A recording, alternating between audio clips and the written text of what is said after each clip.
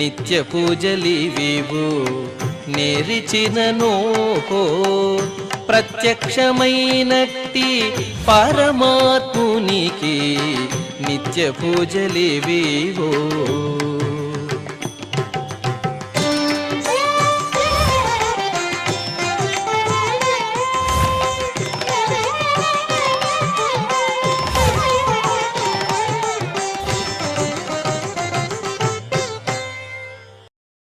ఓం నమో వెంకటేశాయ. ఈరోజు బుధవారము, శ్రీ విశ్వావసునామ సంవత్సరము, ఉత్తరాయణము, శిశిర ఋతువు, మాఘమాసము, శుక్లపక్షము, తద్య తిథి, ధనిష్ఠా నక్షత్రము, జనవరి 21, 2026.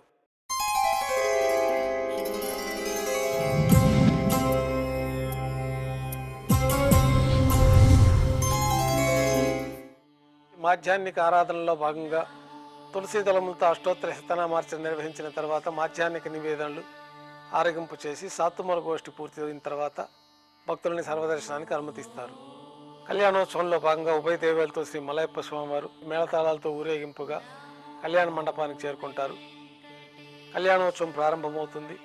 పుణ్యాహవచనము, అంకురార్పణ, రక్షాబంధనము, అగ్ని ప్రతిష్ఠ, స్వామివారికి అమ్మవార్లకి కళ్యాణోత్సవం సందర్భంగా నూతన పట్టు వస్త్రాల సమర్పణ, మహాసంకల్ప పఠనం, మాంగళ్యాలకు అభిషేకము, మాంగళ్యాల ఆరాధన పూర్తయిన తర్వాత స్వామివారి తరఫున మాంగళ్యాలను అమ్మవార్లకు సమర్పణ గావించి ఈ సందర్భంగా స్వామివారికి కర్పూర నీరాజనము, అమ్మవార్లకి కర్పూర నీరాజనాన్ని సమర్పించి విశేషమైన హోమాలతో పూర్ణాహుతి పూర్తయిన తర్వాత మాలా పరివర్తనం అనే కార్యక్రమాన్ని నిర్వహించి ఉభయ దేవేరులను శ్రీవారి చెంతకు చేర్చి అక్షతారోపణం అనే వైదిక కార్యక్రమాన్ని నిర్వహించి నైవేద్యము తిరిగి కర్పూర నీరాజనంతో కళ్యాణోత్సవం పూర్తి అవుతుంది.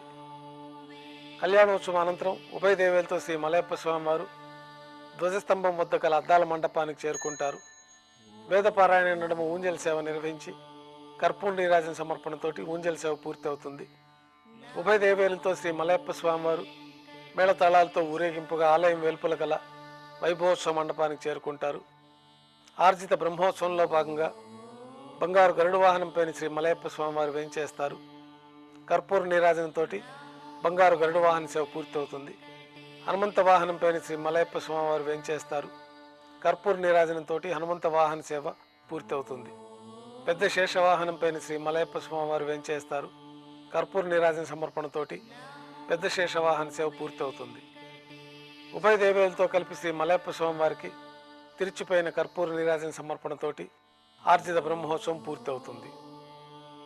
సాయం సంధ్య వేళలో 1000 దీపాలతో అలంకరించబడి ఉన్న సహస్ర దీపాలంకరణ సేవ మండపానికి ఉభయ దేవేలతో శ్రీ మలయప్ప స్వామివారు మేళతాళాలతో ఊరేగింపుగా వెళ్ళి సహస్ర దీపాలంకరణ సేవలో భాగంగా వేదం, గానం, నాదం నడుమ సహస్ర దీపాలంకరణ సేవ నిర్వహించి నక్షత్ర నీరాజనము, కర్పూర నీరాజన సమర్పణతోటి సహస్ర దీపాలంకరణ సేవ పూర్తి అవుతుంది.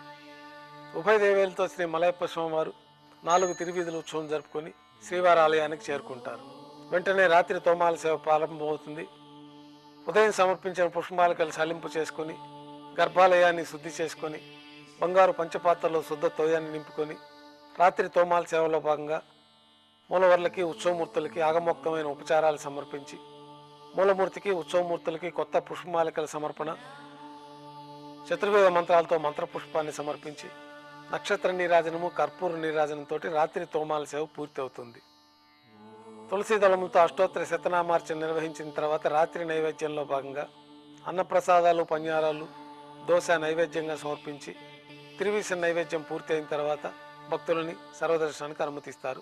ఏకాంత సేవలో భాగంగా రాత్రి సమర్పించిన పుష్పమాలికలు సల్లింపు చేసుకొని గర్భాలయాన్ని శుద్ధి చేసుకొని బంగారు పంచపాత్రలో బ్రహ్మ తిరువారాధన కోసమై బంగారు బిందెలోని తీర్థాన్ని సమర్పించి ఏకాంత సేవలో భాగంగా కౌతుకమూర్తి అయిన శ్రీ భోగ శ్రీనివాసమూర్తి వారిని బంగారు పట్టు పాన్పు పైన వేంచేపు చేసి ఈ సందర్భంగా దారోష్ణమైన గోక్షీరము, జీడిపప్పు, ద్రాక్ష, కలకండ కలిపిన మిశ్రమాన్ని నైవేద్యంగా సమర్పించి వివిధ రకాలైన ఫలాలు నైవేద్యంగా సమర్పించిన అనంతరం కర్పూర నీరాజనంతో ఏకాంత సేవ పూర్తి అవుతుంది.